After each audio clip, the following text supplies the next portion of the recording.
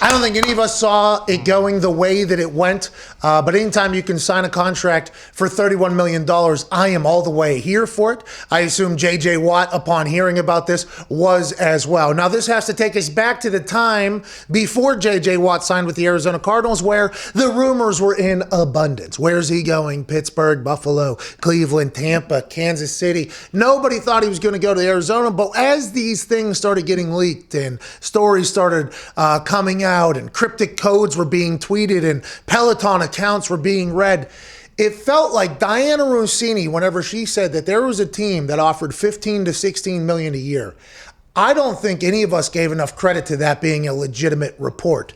I think the narrative of this entire free agency for J.J. Watt, who asked for his release allegedly from the Houston Texans with 1 year left on the contract in which they could have saved $17 million, I think, by moving on. Much different situation than Deshaun Watson, but still he asked for his release. He was released. The thought was he would take a very small contract and go to a team that is ready to win right now. The classic ring-chasing situation. So when Diana Rossini tweeted out that a team has offered 15 to 16 million, I think we kind of laughed it off. It was like, no, that's not what this is. He said, I ain't going to a rebuilder. And we thought there was no chance that a team that wasn't in rebuilding phase could pay him 15 to 16 million dollars. Little did we know, unbeknownst to us, but most definitely beknownst to Jay Glazer, who knew all along, the Arizona Cardinals were in this from the beginning. And if you look at their roster, they are certainly not in a rebuild at all.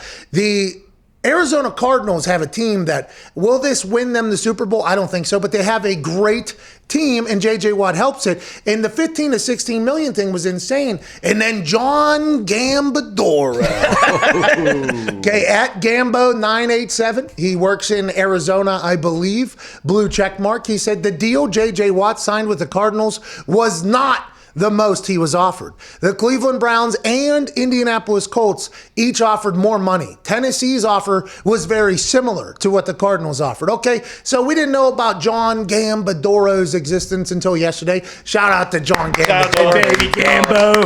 That boy Gambo. But we'd assume Gambo, being from Arizona, the immediate thought is, who gave him this information? Oh, it was the Cardinals. Well, everybody has told us that whenever you're bidding on something in the NFL, it is a blind deal that you're trying to offer. You have no clue what anybody else is offering. That's why 2 first-rounders and Matthew Stafford and everything like that kind of came out of nowhere, because other teams don't know exactly what somebody else is offering. So as soon as I saw that the Indianapolis Colts potentially offered more than $15.5 million a year for J.J. Watt for the next 2 years, I had to ask a source of mine. Okay? My source told me not true.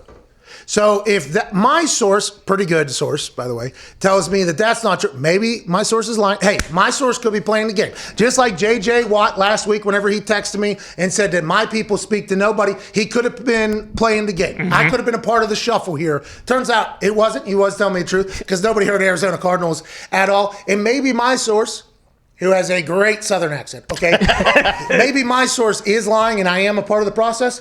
He said not true at all. Chris Ballard has been a man who has spent, I'm not saying that's my source, but Chris Ballard has been a man who has spent very wisely with this Indianapolis Colts team. Chris Ballard has been a guy that, aside from Phillip Rivers, is not just throwing money. They have a lot of cap space, which means he could make this payment, but that doesn't seem like a move Chris Ballard would have made. So when I read old Gambo's tweet, I thought, well, if the Colts didn't do that, then the Browns probably didn't. And who knows if the Tennessee's offer was similar. Maybe it was. They were trying to recruit him pretty heavily. But this sounds like this is the Cardinals potentially saying, we had to do it. There was other people in there. We really wanted him. So we have to remember that with every piece of information. Where's the information coming from? Why is that information getting out? Gambo might have been a